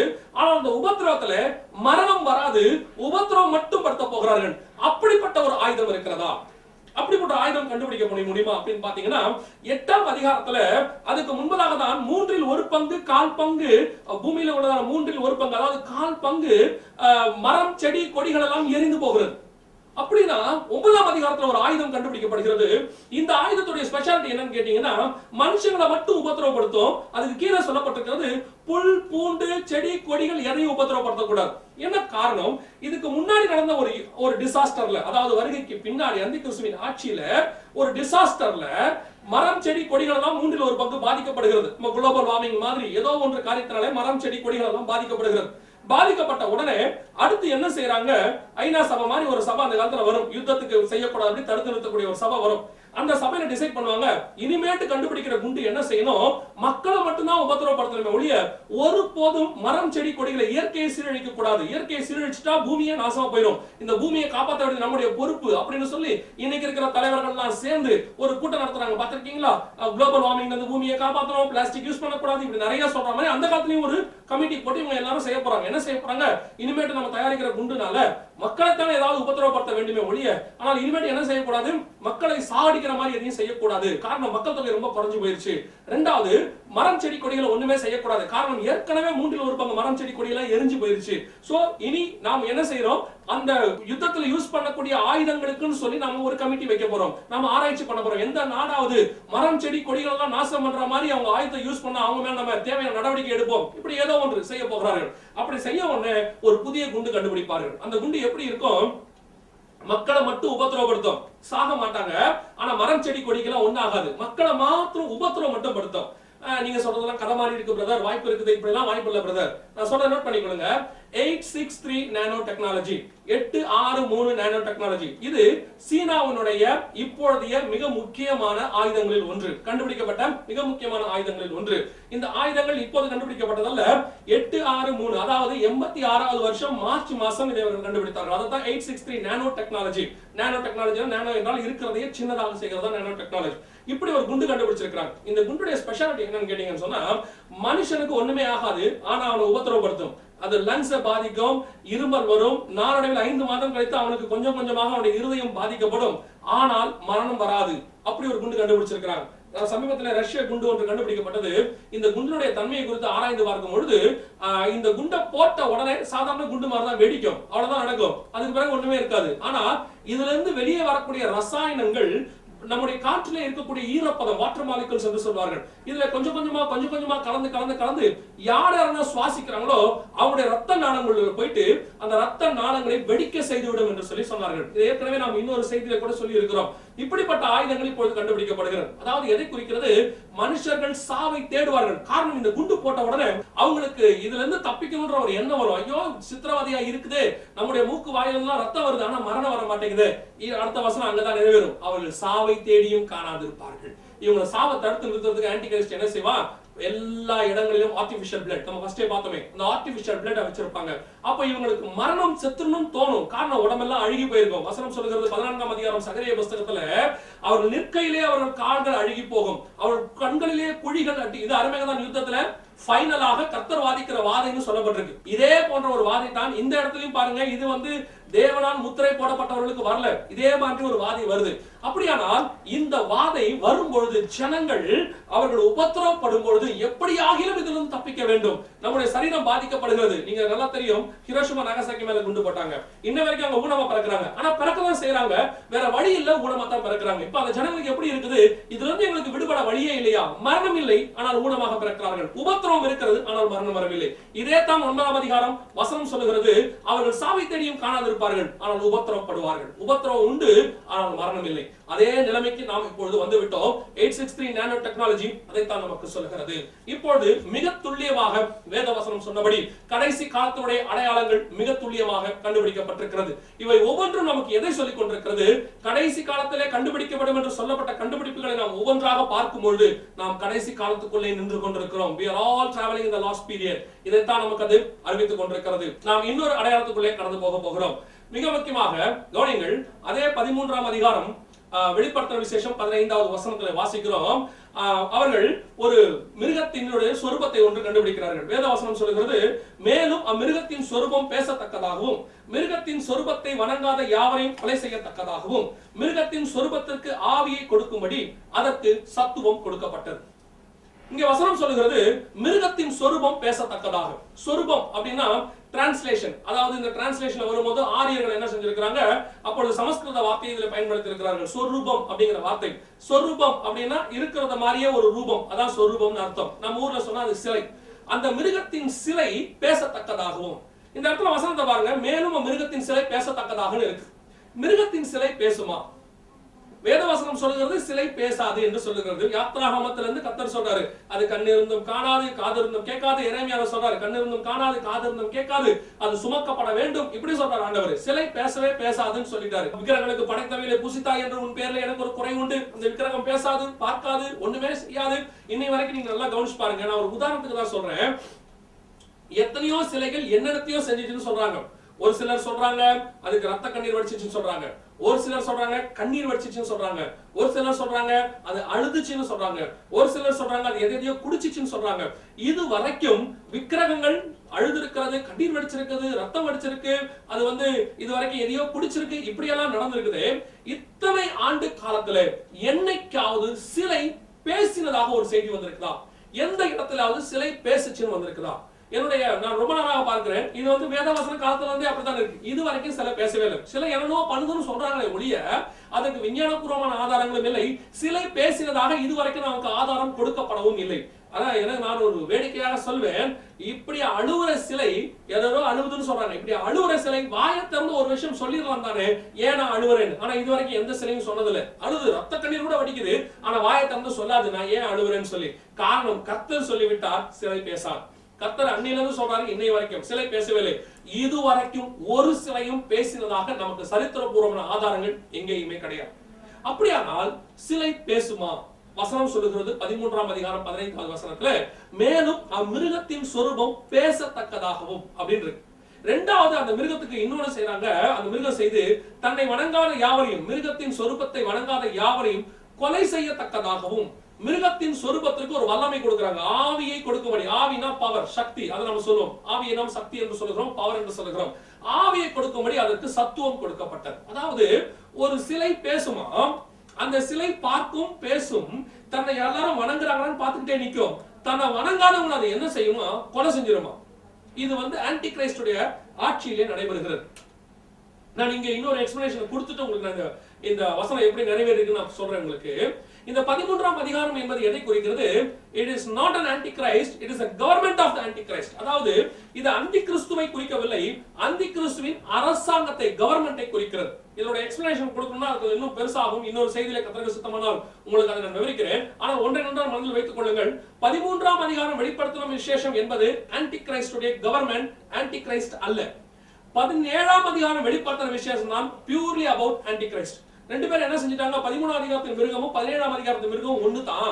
இது ரெண்டும் ஒன்னதான் சொல்லுது. நிறைய பேர் பிரசங்கம் பண்ணிட்டாங்க. இது ரெண்டும் வெவ்வேறு. இதுக்கு நிறைய டிஃபரன்சஸ் இருக்கு. ஒரு 1-2 டிஃபரன்ஸ் நான் சொல்லிடுறேன், அப்பதான் உங்களுக்கு புரியும். 13ஆம் அதிகாரம் மிருகம் 1வது வசனத்துல சமுத்திரத்திலிருந்து ஏறி வருகிறது. ஆனால் 17ஆம் அதிகாரம் மிருகம் 8வது வசனத்துல பாதாளத்திலிருந்து ஏறி வருகிறது. 13ஆம் அதிகாரம் மிருகம் 3வது வசனத்துல சாவுக்கு ஏதுவாய் காயம் பட்டிருந்தது, ஆனால் பிழைத்துக் கொண்டது. 17ஆம் அதிகாரம் மிருகம் 8வது வசனத்துல முன்பு இருந்தது, இப்போது இல்லை, பாதாளத்துக்கு சென்று விட்டது. அதாவது மரணத்தை சந்தித்து விட்டது. அது செத்து பிழைக்கல, செத்து போச்சு, பாதாளத்துக்கு போயிடுச்சுன்னு அர்த்தம். இப்படி நிறைய டிஃபரன்சஸ். 13 வேறு, 17 வேறு. 13ஆம் அதிகாரம் மிருகத்திற்கும் 17ஆம் அதிகாரம் மிருகத்திற்கும் ஒரே ஒரு ஒத்துமை தான் இருக்கு, 7 தலை 10 கொம்பு. இதை பத்தி நம்ம இன்னொரு செய்தியில பார்க்கலாம். அப்படியானால் இந்த 13th chapter beast அப்படின்னு சொல்லப்படக்கூடிய 13ஆம் அதிகாரத்தின் மிருகம் முழுக்க முழுக்க இது ஆன்டி கிரைஸ்டுடைய கவர்மெண்டை, அரசாங்கத்தை குறித்து சொல்கிறது. இந்த அரசாங்கத்துல வேதம் சொல்லுகிறது, இந்த அரசாங்கத்திலே ஒரு சிலை செய்யப்படும். ஒரு அரசாங்கத்திலே ஒரு சிலை செய்வாங்க. உதாரணமாக நேபுகாத்நேச்சாருடைய அரசாங்கத்துல ஒரு சிலை செஞ்சாங்க, அதை வணங்கணும். நீங்க நம்ம எல்லாருக்கும் தெரியும், 3வது அதிகாரம் தானியேல் புத்தகத்துல சொல்லப்பட்டிருக்கிறது. முதல் 4 வசனங்கள்ல அவர்கள் ஒரு சிலை செய்தார். 60 முழ நீளம், 6 முழ நீளம், 6 முழ அகலம். அதற்கு 6 வாத்தியங்கள். 4வது வசனம் சொல்லுகிறது 6 வாத்தியங்கள் வாசிக்கணும். வாசிக்கும் போது எல்லாரும் தாழ விழுந்து பணிந்து கொள்ளணும். அப்படி விழுந்து பணிந்து கொள்ளாதவர்கள் எல்லோரும் நெருப்பிலே போட்டு கொலை செய்யப்படுவார்கள். ஷாத்ராக், மேஷாக், ஆபேத்நேகோ சம்பவம் நம்ம எல்லாருக்கும் ஞாபகத்துல இருக்கும். அதே சம்பவம் இங்கே சொல்லப்படுகிறது.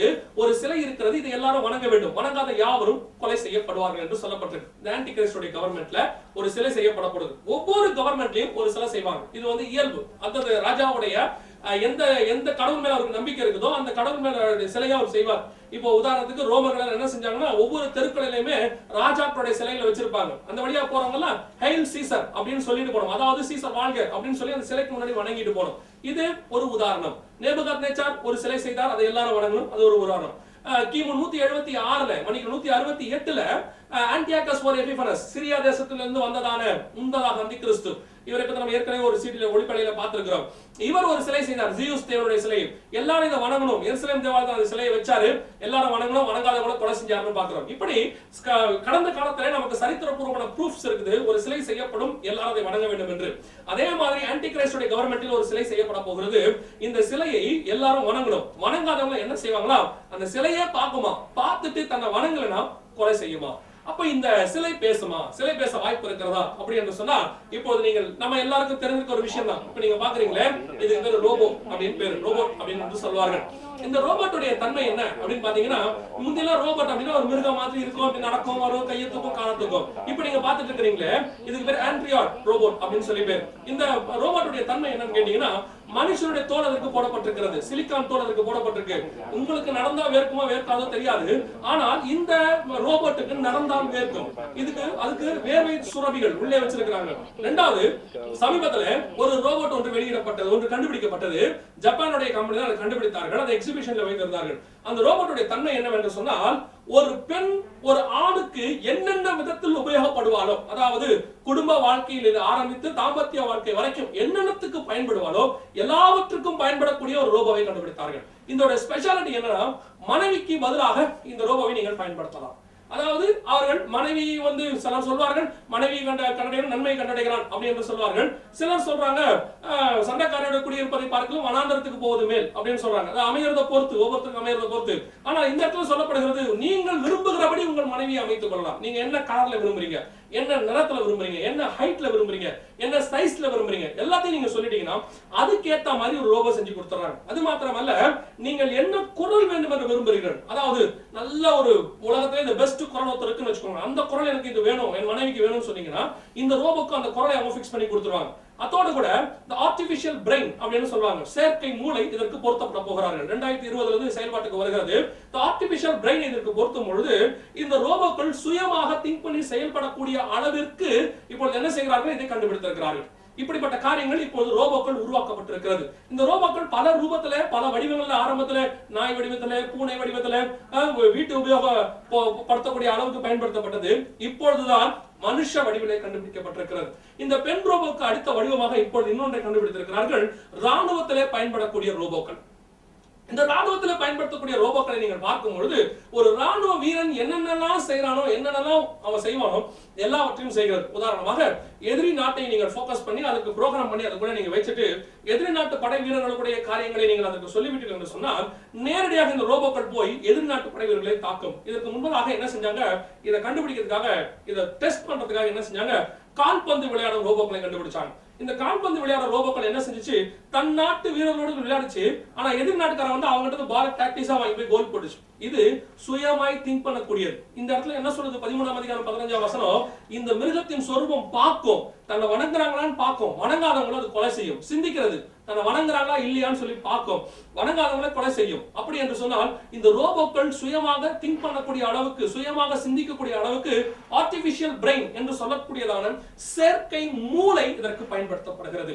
இந்த செயற்கை மூளை அதற்கு வைத்து விட்டால் இந்த ரோபோக்கள் சுயமாக திங்க் பண்ண ஆரம்பிக்கும். யாரெல்லாம் கொலை செய்யறாங்க, யாரெல்லாம் தன்னை வணங்குறாங்க, தன்னை வணங்கல, எல்லாவற்றையும் கண்டுபிடிக்கும். இப்பயே அமெரிக்க ஐக்கிய நாடுகள், ஏன் இந்தியாவில் கூட அப்படிப்பட்ட காரியங்கள் வந்து விட்டது. அங்கே குறிப்பிட்ட ஒரு மிஷன் வாசல்ல வைக்கப்பட்டிருக்கும். இந்த மிஷனை நீங்கள் கிராஸ் பண்ணி தான் என்ன செய்யணும், உள்ளே போகணும். அந்த மிஷன் போய் நீங்க கார்டு வைக்கணும். அந்த கார்டுல போய் நீங்க வச்ச உடனே அது என்ன செய்யும், கார்டை பார்த்தோன்னே வெல்கம் அப்படின்னு உங்க பேர் அதுல போடும். அப்ப என்ன அர்த்தம், இந்த மிஷன் உங்கள் பேரை படிச்சுட்டு உங்களை கூப்பிடுதுன்னு சொல்லி அர்த்தம். அப்ப அது கூப்பிடும் பொழுது உங்களை அது புரிந்து கொள்கிறது, உங்களுடைய டீடைல்ஸ் அது புரிந்து கொள்கிறது.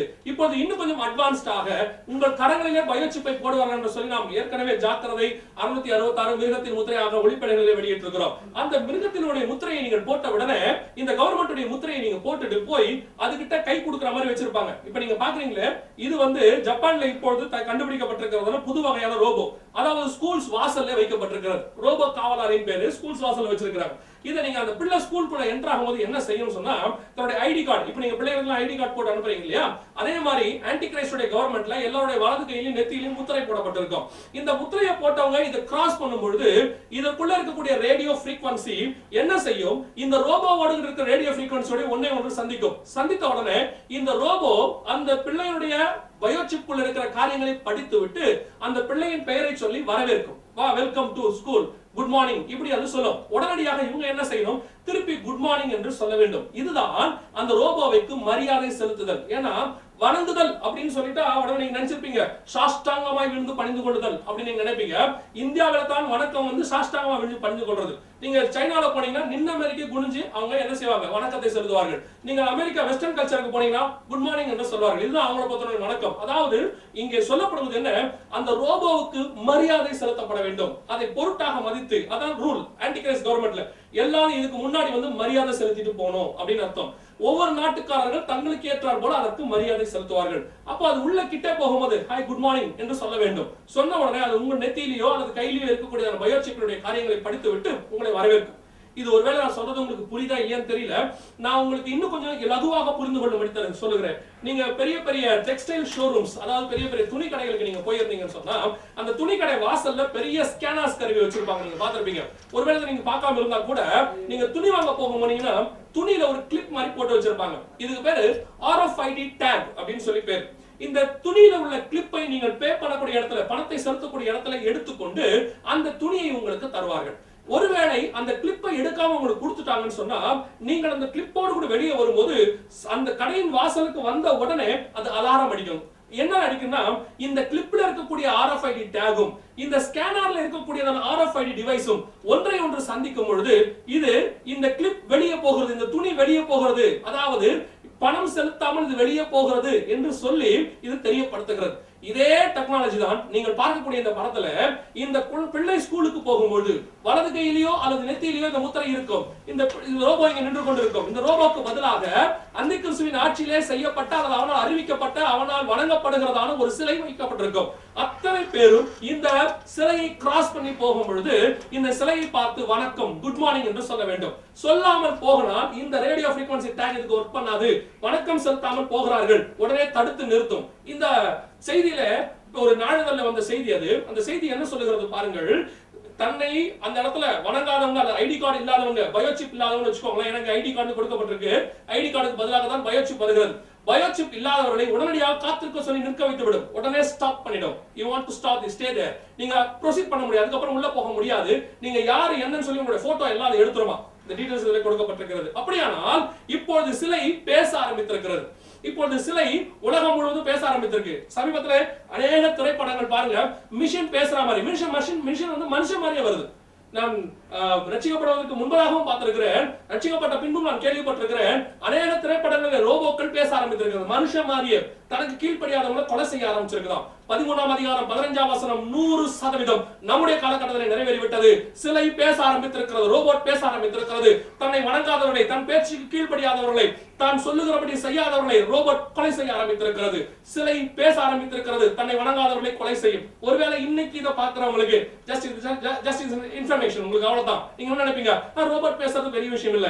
2000 வருடங்களுக்கு முன்பதாக பத்மு தீவிலே எந்த விதமான டெக்னாலஜி டெவலப்மெண்ட்டும் இல்லாமல் இருட்டு தீவுக்குள்ள படிப்பறிவில்லாத ஒரு மீனவனுக்கு, யோவானுக்கு கர்த்தர் இதை 2000 வருடங்களுக்கு முன்பதாக வெளிப்படுத்த வல்லமுள்ளவராய் இருப்பார் என்று சொன்னால், நம்முடைய ஆண்டவர் எப்பேற்பட்ட மகிமை உள்ளவர், எத்தனைப்பட்ட ஞானம் உள்ளவர். கர்த்தர் சொன்ன கடைசி கால கண்டுபிடிப்பு சிலை பேச ஆரம்பித்து விட்டது, தன்னை வணங்காதவர்களை கொலை செய்ய போகிறது. இது என்ன செய்ய போது, ஆன்டி கிரைஸ்ட் கவர்மெண்ட்ல இந்த சிலை எல்லா இடத்துலயும் வைக்கப்படும். இப்ப ஆரம்பிச்சிட்டாங்க. எல்லா இடத்துலயும் இந்த ஒரு விதமான செக்யூரிட்டி நம்ம நினைக்கிறோம் பாருங்க. உள்ள என்டர் ஆகும்போது ஒரு மிஷின் வைக்கப்பட்டிருக்கு அந்த இடத்துல. உள்ள நீங்க ஸ்கேனர் கருவி, ஃளைட்ல போனாலும் சரி, ட்ரெயின், ரயில்வே ஸ்டேஷன்ஸ் எல்லாம் இப்ப ஸ்கேனர் கருவி வச்சுட்டாங்க. கிராஸ் பண்ணி தான் உள்ள போகணும். எல்லா கடவாசலையும் ஸ்கேனர் கருவி வச்சுட்டாங்க. அதே மாதிரி எல்லா ஹோட்டல்ஸ், பெரிய பெரிய ஹோட்டல்ஸ்லயும் ஸ்கேனர் கருவி. உள்ள நீங்க போனாலும் காரோட செக் பண்ணி தான் உள்ள அனுப்புறாங்க. அப்ப கடைசி காலத்தின்படி எல்லா இடங்களிலும் அந்தி கிறிஸ்துவோட சிலை வைக்கப்பட்டிருக்கும். அந்த சிலை பார்க்கும், பேசும், தன்னை வணங்காதவர்களை கொலை செய்ய தொடங்க போகிறது. சமீபத்துல ஒரு செய்தித்தாள்ல வந்த செய்தி அதிர்ச்சி கூட்டதாக இருந்தது. அதாவது விஞ்ஞானிகள் சொல்லுகிறார்கள், ரோபோக்கு இந்த செயற்கை மூளையை நீங்க வைக்கிறது மிகப்பெரிய ஆபத்து. அது சுயமாய் திங்க் பண்ண ஆரம்பித்தால் அது மனுஷனை தானாகவே கொலை செய்ய தொடங்கிவிடும் என்று சொல்லி இருக்கிறார்கள். உதாரணமாக ஒருத்தர் கொலை பண்ணிடுறான்னு வச்சுக்கோங்களேன், யாரோ ஒருத்தர், நீதிபதி எப்படி தண்டனை கொடுப்பாருன்னு கேட்டீங்கன்னா, அந்த கொலைக்கான அடிப்படையை ஆராய்ஞ்சு பார்ப்பாரு. அதாவது அவன் எதேச்சியாக, கை தவறுதலாக அல்லது தெரியாமல் அந்த கொலையை செஞ்சுட்டானா, திட்டமிட்டு கொலை செஞ்சானா, எல்லாவற்றையும் ஆராய்ந்து ஒருவேளை அவன் திட்டமிட்டு செய்திருந்தா அதுக்கு தண்டனை வேறு. ஒருவேளை ஒருத்தரை தெரியாம அடிக்கும் பொழுது அவர் பின்னாடி போய் விழுந்து செத்துட்டாருன்னா அவன் தெரியாமல் செய்தது, அதுக்கு தண்டனை வேறு. இப்படி தண்டனையில பல வித்தியாசம் இருக்கு. ஆனா ரோபோக்கத்துல தெரியாது. ரோபோவை பொறுத்த வரைக்கும் கேட்கும், கொலை செஞ்சியா, கொலை, அவ்வளவுதான், கொலை பண்ணிடும். ஏன்னா இது பழைய ஏற்பாட்டு காலம், நியாயப்பிரமாண காலம். நியாயப்பிரமாண காலம் தான் 7 ஆண்டுகள் அந்தி கிறிஸ்து ஆட்சி. நியாயப்பிரமாண காலம் என்ன சொல்லுது, கண்ணுக்கு கண், பல்லுக்கு பல், அவ்வளவுதான். இன்னைக்கும் அநேக நாடுகளிலே இந்த சட்டம் பயன்பாட்டில் இருக்கிறது. கண்ணுக்கு கண், பல்லுக்கு பல், அவ்வளவுதான். இந்த நியாயப்பிரமாண காலம் அதுக்குரியது. அதனாலதான் ரோபோவை கொண்டு வராங்க. ரோபோ உட்கார்ந்து உங்ககிட்ட விசாரிச்சுட்டு இருக்காது, ஏன் செஞ்ச, எதனால செஞ்ச விசாரிக்காது. தப்பு செஞ்சா தண்டனை, ஆன்டி கிரைஸ்ட் பீரியட். சிலை பேச ஆரம்பித்திருக்கிறது, தன்னை வணங்காதவர்களை கொலை செய்ய போகிறது. வெகு சீக்கிரத்துல கடைசி காலத்தினுடைய தீர்க்க தரிசன அடையாளங்கள் எல்லாம் மிக துல்லியமாக நிறைவேறி கொண்டிருக்கிறது. இவையெல்லாம் உங்களுக்கு எதை பத்தி சொல்லிக் கொண்டிருக்கிறது, இன்னும் அநேக காரியங்கள் உங்களுக்கு இருக்கிறது. ஆனாலும் சொல்வதற்கு நமக்கு நேரம் இல்லாதபடியாலே கர்த்தருக்கு சித்தமானால் இன்னொரு ஒளிப்பேடலே இவைகளை குறித்து இன்னும் விரிவாக, இன்னும் அநேக கண்டுபிடிப்புகள் இருக்கிறது, கண்டுபிடிக்கப்பட்டிருக்கிறது. அவைகளெல்லாம் நம்முடைய காலத்திலே மிக துல்லியமாக ஆம் என்றும் நிறைவேறி கொண்டிருக்கிறது. கர்த்தருக்கு சித்தமானால் வருகை தாமதிக்குமானால் அதை குறித்து நாம் பார்க்க போகிறோம். ஆனால் ஒன்றை நன்றாய் மனதில் வைத்துக் கொள்ளுங்கள், நம்முடைய வேதாகமும் சிலர் சொல்லுகிறபடி கட்டுக்கதைகள் அல்ல, மனுஷரால் எழுதப்பட்டது அல்ல. வேத வசனங்கள் எல்லாம் தேவ ஆவியானவருடைய மிக துல்லியமாய் கொடுக்கப்பட்டிருக்கிறது. வேத வசனம் போய் பைபிள் வந்து கர்த்தருடைய வார்த்தை இல்லை என்று சில மூடர்கள் அறிவித்துக் கொண்டிருந்தாலும் அப்பேற்பட்டவர்களை குறித்து நமக்கு கவலையே கிடையாது. கர்த்தர் சொன்னது சொன்னபடி மிக துல்லியமாய் நிறைவேறி கொண்டிருக்கிறது. இப்படிப்பட்டவர்களுக்கு பதில் சொல்ல வேண்டிய அவசியமும் நமக்கு இல்லை. நமக்கு தேவை நம்முடைய வேதவசனம், நம் கையிலே கொடுக்கப்பட்டிருக்கிற வேதவசனம் நம்முடைய காலகட்டத்திலே ஆம் என்றும் நிறைவேறி கொண்டிருக்கிறது. ஒரு காரியத்தை நன்றாக மனதில் வைத்துக் கொள்ளுங்கள், நம்முடைய கர்த்தர் வெகு சீக்கிரத்திலே வரப்போகிறார். கடைசி காலத்துடைய அடையாளங்கள், கண்டுபிடிப்புகள் எதெல்லாம் கண்டுபிடிக்கப்படும் சொன்னாரோ அவையெல்லாம் கண்டுபிடிக்கப்பட்டிருக்கிறது. இன்னும் அநேக கண்டுபிடிப்புகள் இருக்கிறது. ஒரு உதாரணமாக சொல்ல வேண்டும் என்று சொன்னால், இந்த 11ஆம் அதிகாரத்திலே 2 சாட்சிகள் செத்திருப்பார்கள். இந்த 2 சாட்சிகள் செத்திருக்கிறதை பூமியில் ஜனங்கள் எல்லாரும் பார்ப்பார்கள் என்று சொல்லப்பட்டது. சொன்னபடி நீங்க பாருங்க, லைவா ஒரு விஷயம், ஜனங்கள் எல்லாம் லைவா உலகம் ஃபுல்லும் பார்க்கறாங்க. இதுதான் கண்டுபிடிப்புகள், உலகம் முழுவதும் பார்ப்பார்கள். இந்த மாதிரி நிறைய கண்டுபிடிப்புகள் இருக்கிறது. வேதவசனம் சொன்னபடி கடைசி காலத்துடைய கண்டுபிடிப்புகள் நம் கண்களுக்கு முன்பதாக மிக துல்லியமாக நிறைவேற ஆரம்பித்திருக்கிறது. பிரியமானவர்களே, இந்த செய்திகள் கொடுப்பதற்கு காரணம் எங்களுக்கு இவைகள் தெரியும், எங்களுக்கு வெளிப்படுத்தப்பட்டது என்பதற்காக மாத்திரம் அல்ல. இவைகள் எல்லாம் உங்களுக்கு பிரயோஜனப்பட வேண்டும். நம்முடைய ஆண்டவர் எவ்வளவு மகத்துவம் உள்ளவர். இத்தனை காரியங்களை சொல்லி நிறைவேற்றின ஆண்டவர் இவைகளுக்கு கூட இன்னொரு காரியத்தையும் சொல்லி இருக்கிறார். லூக்கா 21:22 இவைகள் சம்பவிக்க தொடங்கும் பொழுது, இப்படிப்பட்ட கடைசி கால அடையாளங்கள், கடைசி கால நிகழ்ச்சிகள் எல்லாம் சம்பவிக்க தொடங்கும் பொழுது, உங்கள் மீட்பு சமீபமாக இருப்பதால், உங்களை மீட்கப்படக்கூடிய காரியங்கள் சமீபமாக இருக்க போகிறதால் நீங்கள் நிமிர்ந்து பார்த்து தலைகளை உயர்த்துங்கள் என்று சொல்லுகிறார். நம்முடைய ஆண்டவர் நம்மை மீட்கும்படி வெகு சீக்கிரத்திலே வரப்போகிறார். ஆயத்தப்பட்டவர்கள் அவரோடு கூட பிரவேசிப்பார்கள். ஆயத்தப்படாதவர்கள் அந்தி கிறிஸ்துவின் ஆட்சியிலே 7 ஆண்டு கால உபத்திரவ காலத்தை சந்திக்க வேண்டி வரும். வெட்டுக்கிளிகள் பறக்க ஆரம்பித்து விட்டது, சிலைகள் பேச ஆரம்பித்து விட்டது. நீங்கள் 7 ஆண்டு காலத்திலே மரணத்தை ருசி பார்க்காதபடிக்கு உங்களை தடுத்து நிறுத்தக்கூடிய கடைசி கால கண்டுபிடிப்புகள் எல்லாம் மிக துல்லியமாக கண்டுபிடிக்கப்பட்டாகிவிட்டது. அது மாத்திரமல்ல, உங்கள் மரணம் வராது, ஆனால் உபத்திரம் வரும். அந்த கண்டுபிடிப்புகளும் கண்டுபிடிக்கப்பட்டாகிவிட்டது. இவையெல்லாம் நமக்கு எதை சொல்லிக் கொண்டிருக்கிறது? நம்முடைய கர்த்தராகிய ஆண்டவர் சொன்னபடியே வெகு சீக்கிரத்துல நம்மை மீட்டு அவரோடு கூட வைத்துக் கொள்ளும்படி வெகு சீக்கிரத்தில் வரப்போகிறார். நாம் யாவரும் ஜெபிக்க போகிறோம். என்னோடு கூட சேர்ந்து ஜெபிக்க விரும்புகிறவர்கள் இப்போது ஜெபிக்கலாம். கண்களை மூடுவோம். சர்வ வல்லமையுள்ள ஆண்டவரே, இந்த அருமையான நேரத்துல இப்பொழுதும் கூட இங்கே கொடுக்கப்பட்ட செய்தியை யார் யாரெல்லாம் கேட்கிறார்களோ, எங்கெங்கெல்லாம் ஒளிபரப்பப்படுகிறதோ, எந்த இடத்திலெல்லாம் இதை பார்க்கிறார்களோ, அவர்கள் அத்தனை பேரும் உம்முடைய மகத்துவத்தை தெரிந்து கொள்ள கிருபை தாரும். நீர் எப்பேற்பட்ட தேவன் என்பதை புரிந்து கொள்ள விசுவாசத்துல வளர கர்த்தர் கிருபை பாராட்டுங்கப்பா. தகப்பனே, வரப்போகிற மிகப்பெரிய அழிவிற்கு எங்களை தப்பித்துக் கொள்ளும்படிக்கு என்னென்ன ஆபத்துகள் வரப்போகிறது என்பதை எங்களுக்கு முன்பதாகவே நீர் அறிவித்திருக்கிறீர். தகப்பனே, இவைகளை கேட்டு எங்களை ஆயத்தப்படுத்தி, உம்முடைய வருகைக்கு ஆயத்தப்படுத்தி, உம்மோடு கூட பறந்து போகிற கூட்டத்தில் காணப்பட எங்களுக்கு கிருபை தாருங்க அப்பா. இந்த செய்தியை கேட்கப்படுகிற இடங்கள், ஒளிபரப்பக்கூடியதான திருச்சபைகள் எங்கெங்கெல்லாம் போடப்படுகிறதோ எல்லா இடத்திலும் உம்முடைய வல்லமை, மகிமை அங்கே பிரஸ்தாபிக்க வேண்டும் என்று நாங்கள் ஜெபிக்கிறோம். கர்த்தர் ஆசீர்வதியும், பொறுப்பெடுத்துக் கொள்ளும், பாதுகாத்துக் கொள்ளும். இயேசு கிறிஸ்துவின் நாமத்தில் ஜெபிக்கிறோம் எங்கள் ஜீவனுள்ள நல்ல பிதாவே, ஆமென்.